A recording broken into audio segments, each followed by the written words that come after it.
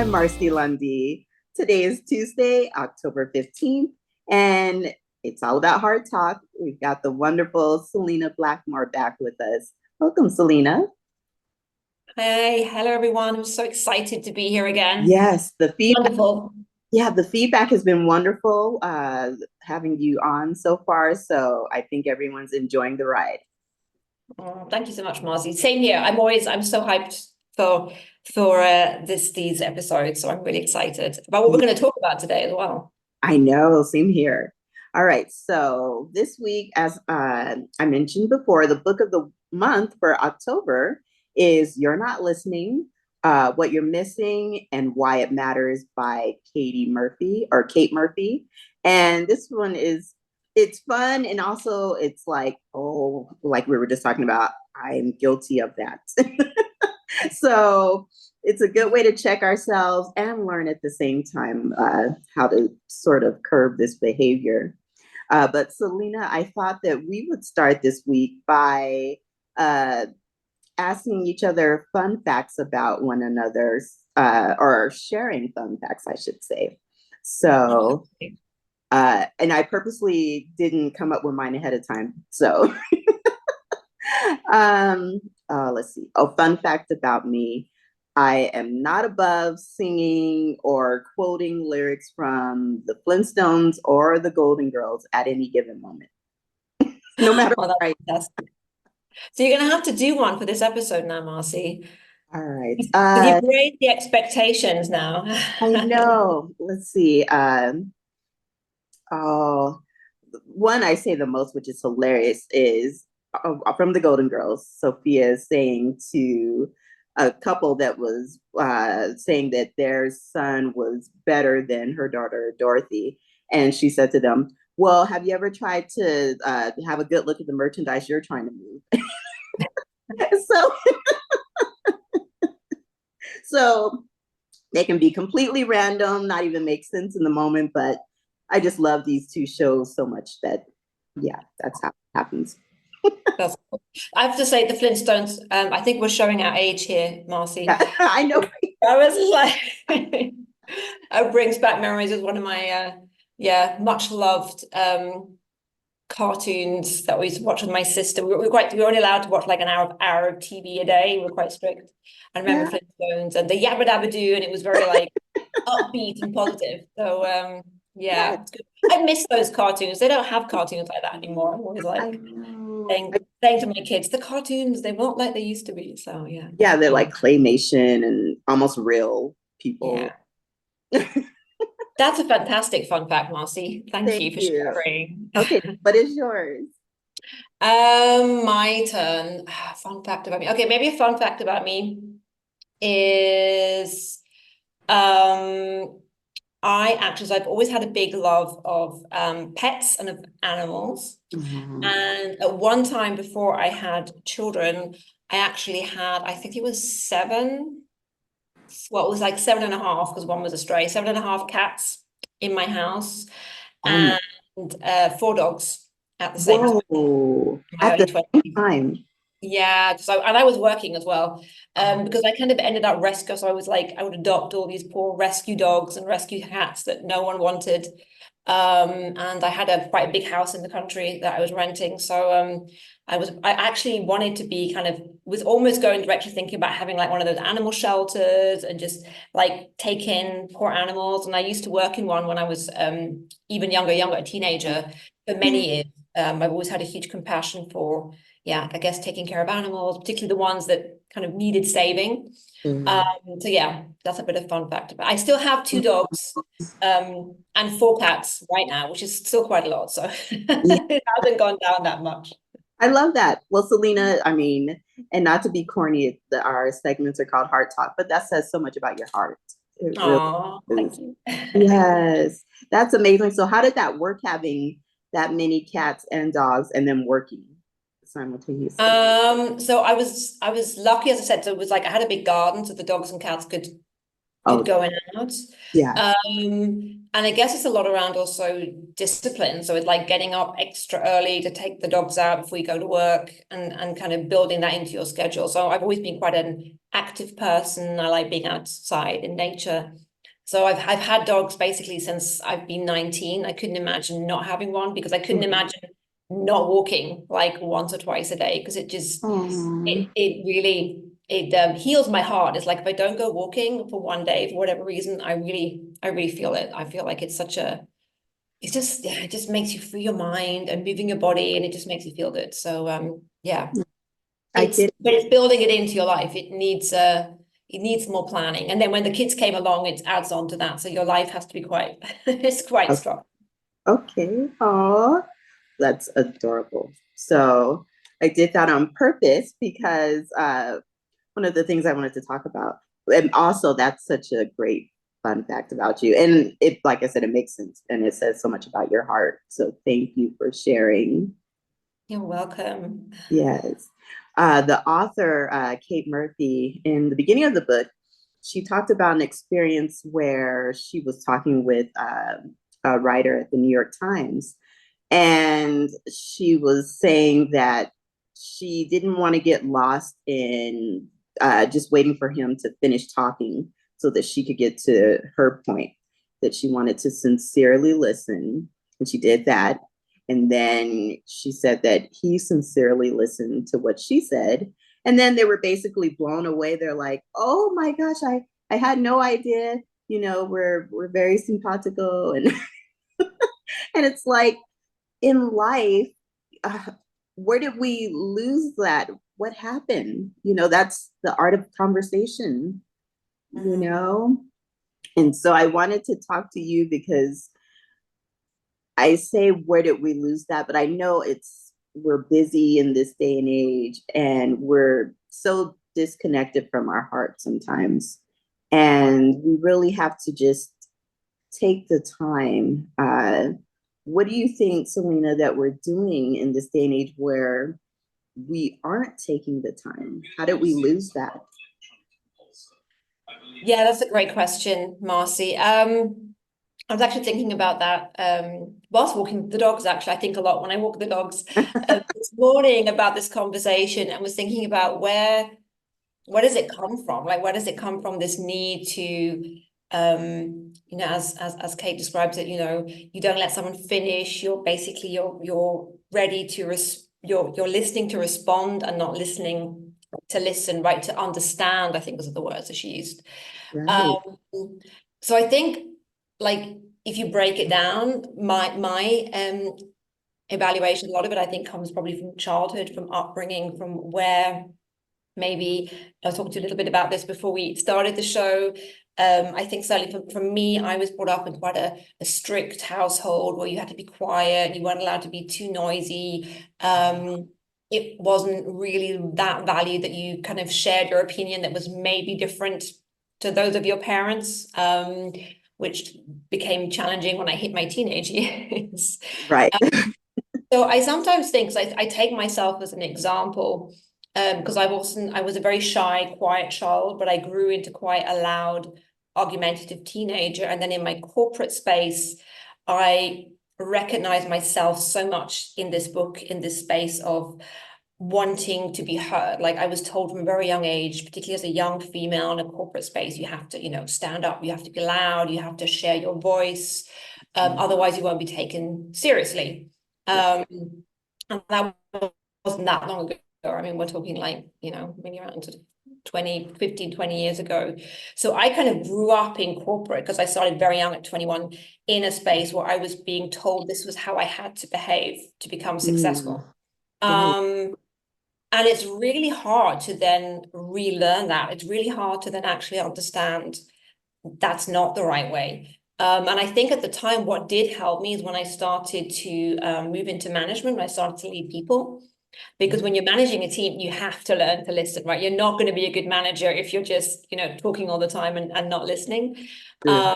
And I remember one example, because I had a fantastic teams. I was always my best memories of my corporate life and the teams that I was gifted to be able to work with. And there was this one guy who was in my team, and he gave me this fantastic feedback. He was like, Selena, you're a great manager and you're very compassionate and you're full of energy, but you're like this steam train. Like you go so fast and you talk so fast, and I can't keep up with you. And he English wasn't his native language. He was like, you need to slow down. Like it's too much. Yeah. And I really, really valued this feedback because it really made me understand that I'm going too fast, potentially speaking too fast. And I obviously wasn't taking the cues. I wasn't seeing him or listening to him that he actually, had to tell me to my face. And I really respected him for it and valued it and made a big effort to then adapt my behavior afterwards. And I was very, very grateful that I got that feedback fairly early on in my kind of management space.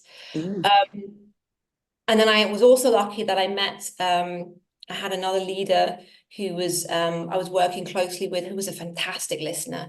And he was one of those people that literally would speak very little and spend most of his time really listening. And it was so different to what I had experienced before. I was like, wow. And I think that point you made, that the sensation of feeling listened to is when you really feel it connects on different levels. That's how I describe it. When I feel, what's the difference that you feel like someone's just listening or truly listening? It's like when you're listening on all the different levels, like you feel like you're listened to what you're saying, but also the body language, the energy. There's so many layers that you just make clear. I was like, oh, wow. And you feel it in your body, in your heart, in your energy. It's just different and it lands differently. And I think, I think that question, again, to kind of ask at the beginning, when was the last time you truly felt listened to, like on all those levels? That's not an easy one to answer, I have to say. I don't know. I think I struggle with that. I was like, on truly, really all levels, that's quite hard. But both ways, I imagine. Also for me as well, not listening that way. So I think that was a long-winded answer. No, But to sum great. up, I think a lot of it's around upbringing, childhood, behaviors we learn also in school, in workspaces, our environment, that we literally get trained into behaving a certain way, and we get rewarded for it. So we get rewarded, you get promoted if you're strong when you talk a lot. Up until now, I think that's shifting slightly now in kind of the way culture of businesses is going. But that was kind of what was rewarded. So you weren't rewarded for being quiet. You weren't rewarded for listening. You weren't that. So the behaviors are aligning to what we were forced into. And it's having to relearn that, which I think is difficult, on top of all the distractions we have with, phones, screens, and everything else going on around us. It just makes it really hard for us to focus, full stop. So true. And I think you really touched on a great point where you were saying that the man was telling you that you talk so quickly. And we do that because we want to get our message across without taking up anyone's time. But sometimes we aren't realizing, well, if they're here in the moment with us, then they have the time. Absolutely. And it's also, as you said, it's not even, I don't know if it was even I was taking too much time. It was almost because I was so like, I almost put too much into it. It was almost like I was so excited. I was like, yeah, I want to do this and this and this. And that can be overwhelming. And I think it was just listening is also about matching your energy with the other person, right? You forget the list, not just what you're saying, and that's something I've learned probably more in the last couple of years, is what's the energy of the person. If you're coming in with an energy like this and you're like bouncing, woohoo, and you're coming in and the other person's like really low, that's going to clash. That's not gonna work. And that's something I had actually a lot with my partnerships, a big issue, because I'm generally big energy. And that's what usually causes arguments and frictions a lot of times, because you're coming in with a list and you're hitting it like that.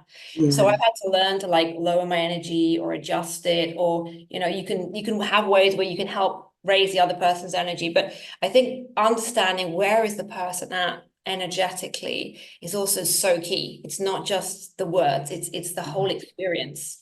That's Kate mentions also about the body language part as well, like how important it is, the eyes, the body language, are you looking at your clock? Are you, kind of gazing out the window? Are you crossing your legs, crossing your arms? There's so many nuances that we as human beings pick up. It's like a whole package. I feel like listening should be an experience. It's not just the ears. It's ooh, like I like so that. Quotes by Selena, listening should be an experience. I should write that down actually. You should. That's fantastic. Now, Selena, do you think, like you were talking about matching energy, when we read the room, should we tone our energy down to make sure we're being heard, or what should we do? That's a great question.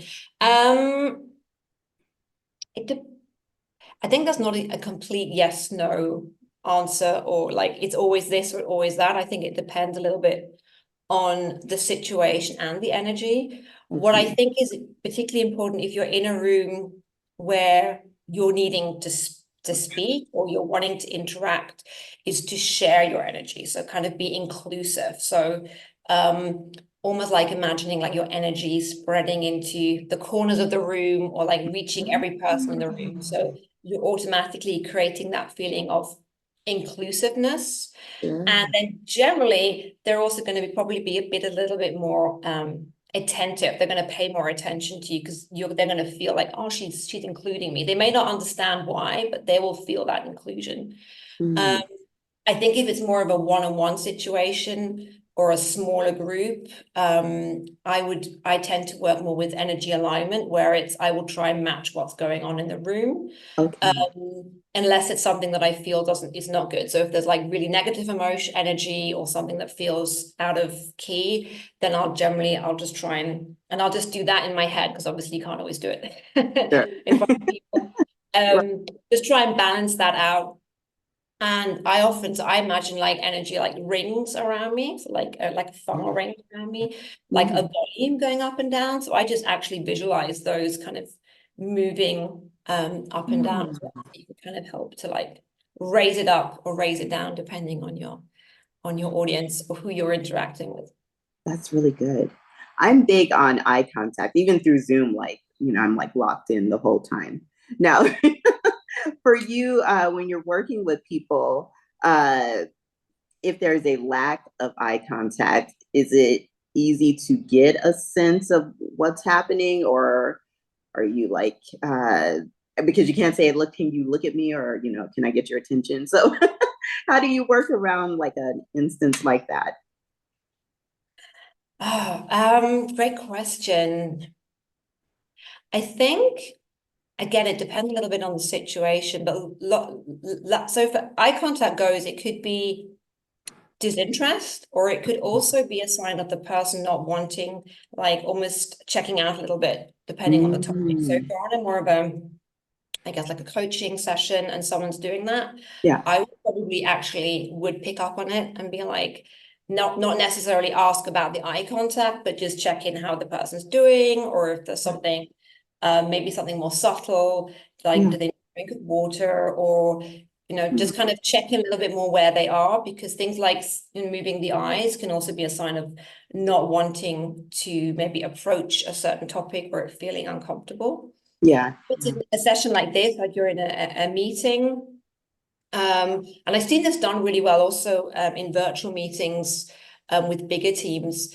If you can sense that people are kind of losing interest, right? I feel like it's not even the eyes. People get fidgety. It just doesn't, I feel like you can sense it. I'm always a big believer in just doing a quick, okay, let's do a quick stretch, or let's do a quick breathing exercise, or let's all drink a glass of water, or stand up, or do something to get back into your body particularly, and then back into your focus.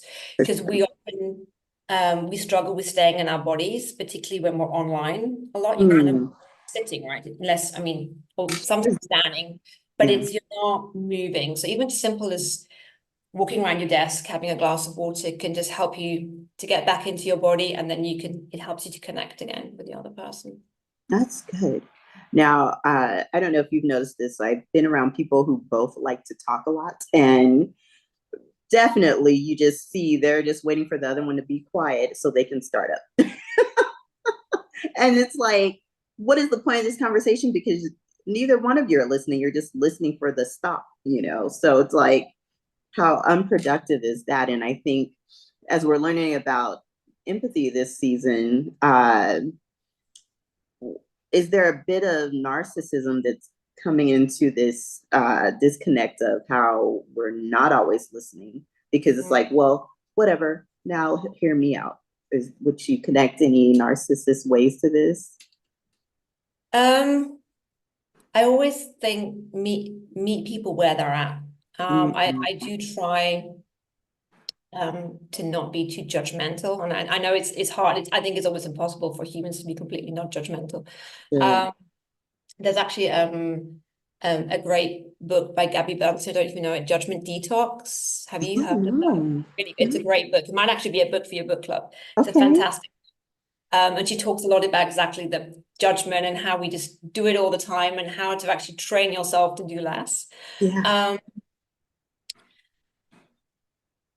I think if people are showing up like that, I guess it's always thinking about I always ask myself, where does that come from, right? So those kind of people that you feel, they're not listening, they might interrupt you, they're kind of shutting people down.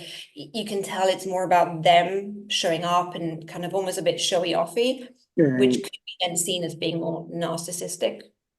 It's like that's come from somewhere, right? So Mhm. behaviors are particularly behavior. I mean, even narcissism comes from trauma, right? So narcissism is born from a traumatic event that's happened in that person's life, whether through childhood or at some point.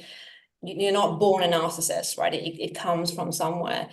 So it's almost kind of understanding and where is that come from? There's a reason that person feels that they need to show up that way, that they need to kind of push themselves out there.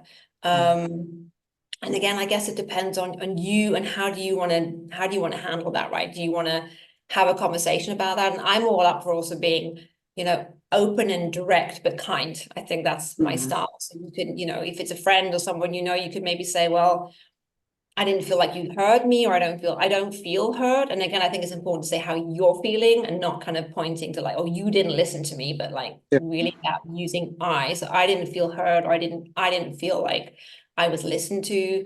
And then you can maybe have a conversation about it. But it can be difficult in the moment, but there's always that sense of empathy about, yeah, that's been triggered by something. Mm, Maybe also even trying to understand like where does that come from? absolutely. That's a great point. Um, and that is also part of the empathy experience, like realizing, okay, this person that might be getting under your skin, but they didn't start that way. So by taking the time to listen, you're helping just by that experience alone. That's good. Yeah. Yeah. And thank you for bringing up the fact of judgment, or that it could be looked at as judgment. That was something else that Kate talked about, that sometimes we're not listening because we're going into the conversation like, we've already summed up this person. Oh, that's the kind of person that does that. I'll half listen, just to appease them. But what a bad habit that is. How can we untrain ourselves from such a horrible behavior? Because as we know the expression, when we make assumptions, it's true. So so how do we, stop doing that and just relax and take a moment and prove ourselves wrong? Great. I love these questions, Marcy. Yeah, I think we all do that. I mean, I can definitely put hand on heart that I've done that. I think everyone does that. I think Yeah. I've done that a lot, particularly also in probably more corporate situations and maybe social situations where Sure. you've gone to meetings and you've just been like, oh, whatever. Or this person will be talking, oh, I'm just going to zone out because they always say the same thing. And exactly what you said. And there's the Yeah. eye rolling of the other people before the poor person's even like started to speak. I Yeah. can definitely remember some quite a few meetings like that, actually. Yeah. Um, yeah, I think it goes back to and it goes back to the element of how do you want to show up for you? Okay.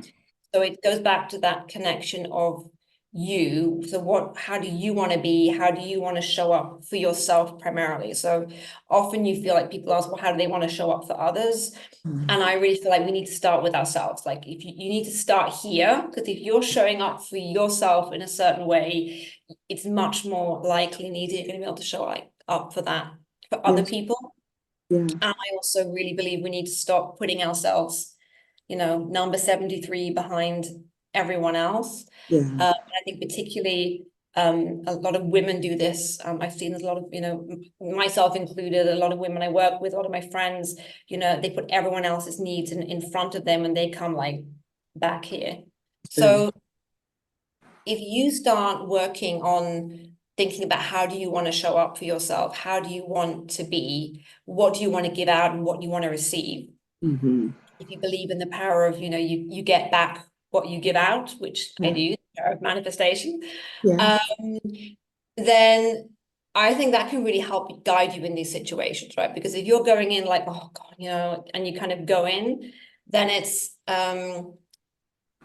and you're doing some exercise where you're really helping yourself to think about, okay, and you'll find yourself, you'll notice it happening, but maybe just then in your head kind of say, okay, stop, hold, what did I want to say? How did I want to show up today? What did I want to give out and what did I want to receive? And does that match up? And I actually do that as a journaling exercise. I try and do it almost at least several times a week. Daily is hard, but several times a week, where I literally write down, how do I want to show up today? What do I want to give? What do I want to receive? And just thinking about that and writing it down, so actually physically writing it down, kind of helps you to connect back during the day. So it kind of maybe can helps give you a bit of a North Star about what your focus is. Mm. And I love the fact that you said, this season is empathy. So I've done the same. So I've had certain months and I'm like, this month is my gratitude month, or this month is my learning month, or whatever. You can give a month that you really want to focus on that.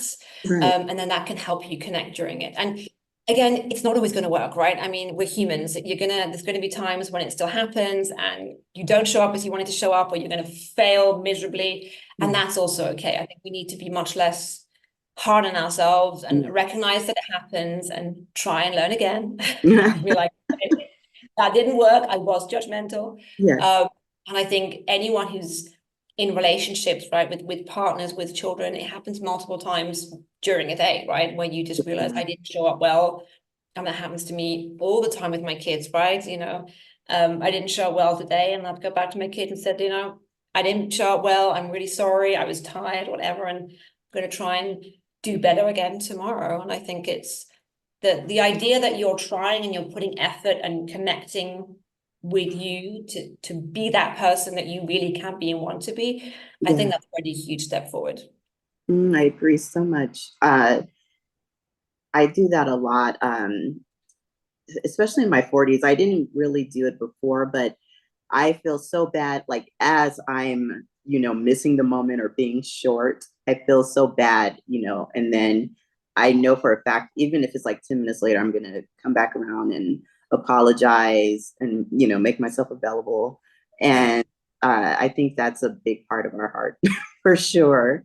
And people, the point, we're human, if we're working on it, that's the best part. Exactly. I mean, we're halfway through, Marcy, right? So we've still got like quite a big chunk to Oh, learn. yeah. So we're not going to be perfect yet. Yeah.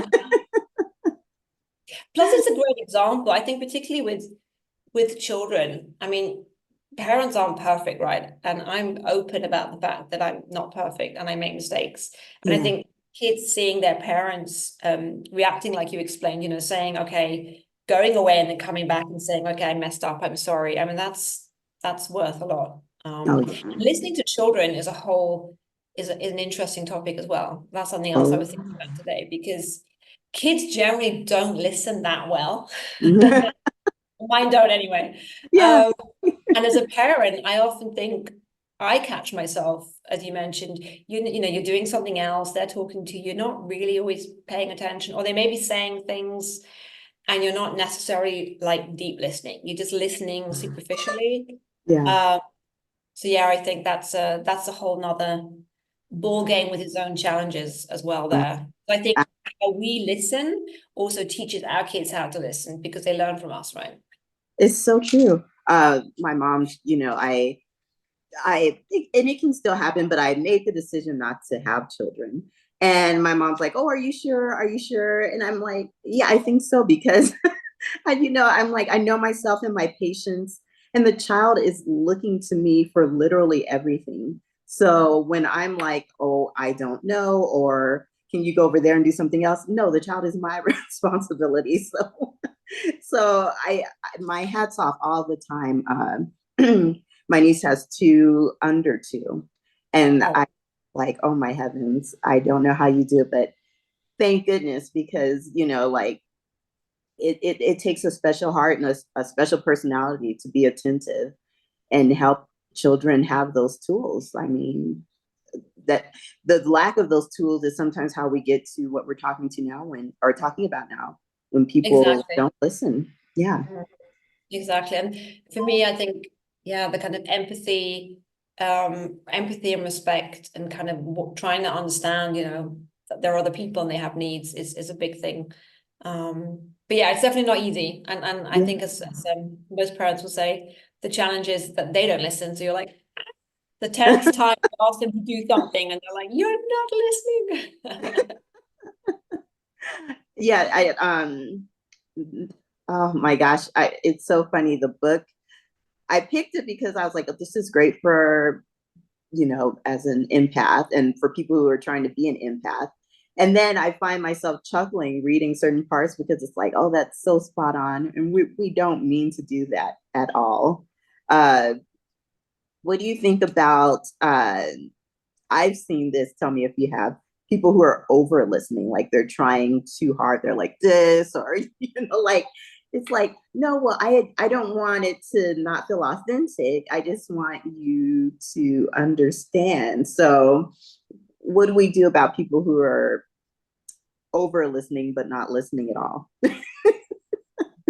Or what do you do Like if you're that you're person? talking about the helper syndrome people. Yes. Yeah, yeah, I know those. Um, yeah, there's a tricky ones. So I'm actually just thinking of a couple of people. Um, I think because I've had that, I've definitely had that experience when you're kind of sharing something and you can tell the person is just like overly, almost like not just listening, but like overly empathetic. If that actually makes Yeah. sense, kind of just like going over the top and like, oh my God, that's so bad.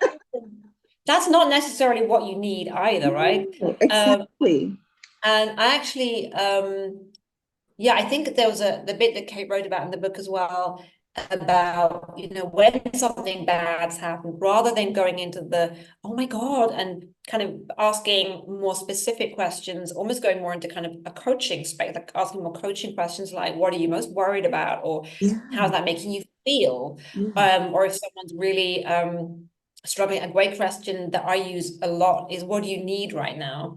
I Mm, use that a lot with my kids, actually. It works amazingly with kids. It's particularly up until about 10, 11, they'll really can change conversations if you don't ask them like what's up, but you ask what do they need. right. Kids are really good at being like, oh, actually, what do I need? And I need this. I need a Mm, hug, or I need food, or I need water.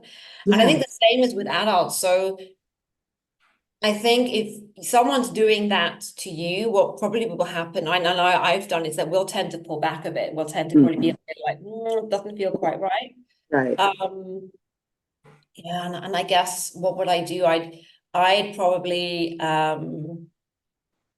again, I'm really a big person for direct, open, and kind communication. So I probably, if it was something that was really bothering me, I'd Yeah. probably call it out in a kind way, and just again kind of say that it doesn't feel, or I'm struggling a little bit with sharing what I'm trying to share, or Mm, it doesn't feel quite right to me. I'm not quite sure why. yeah. Um, you know, maybe again try and see, can we shift it up or something? Yeah. Sometimes even moving positions. I go back to the movement, Mm, sitting down, even if you just get up and change positions, because again, energy within two people. Like when you're together, you'll create that energy between you. But if you get up and move somewhere else, the energy can actually shift and you can actually get a little bit more lightness into it. And what I'm a huge fan of, particularly if it's very difficult topics, is walking and talking. And going back to the walking again. Okay. Yeah. Actually, the whole movement, the whole body movement and talking actually really helps you to manage your emotions. It helps to kind of think. And I personally find for me, because it helps me to ground, like walking is a very grounding exercise. So you feel more in your body. When you're more in your body, you're generally more aligned energetically with your chakras. And then you're going to be more able to manage your emotion, not lose it, etc. So actually often with my with my boyfriend, like we've done a lot of those difficult conversations while walking the dog. So it's like, okay, we'll talk about it later, we'll take the dogs out, and it kind of helps that flow. So that's a tip as well, like move and talk rather than just sitting. Can That's help. really good. Yeah, my husband's big on that too. He'll bring up like something we're having an argument about when we're outside, and he's like, it's just easier for me to talk to you in a setting like this. Yeah.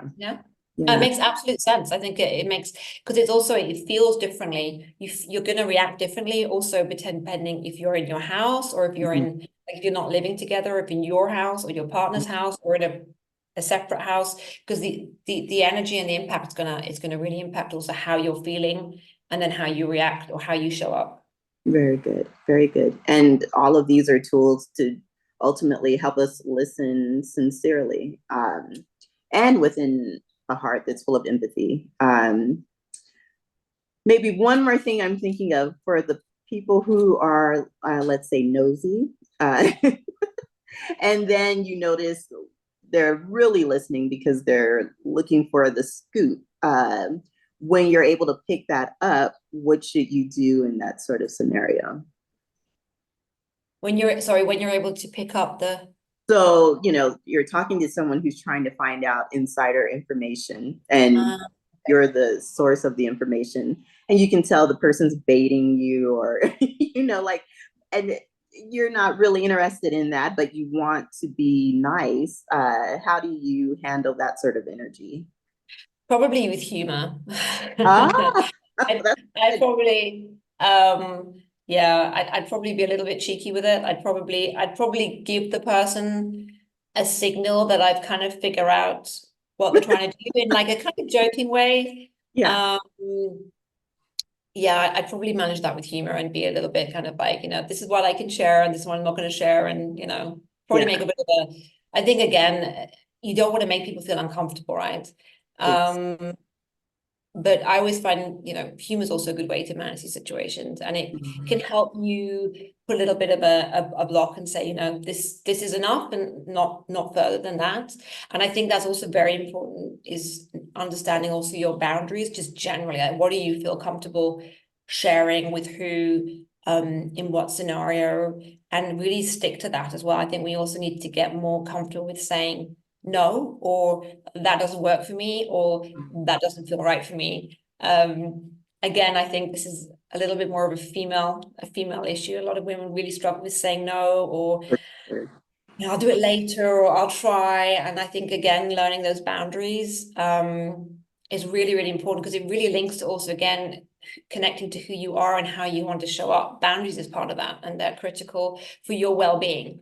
Yes.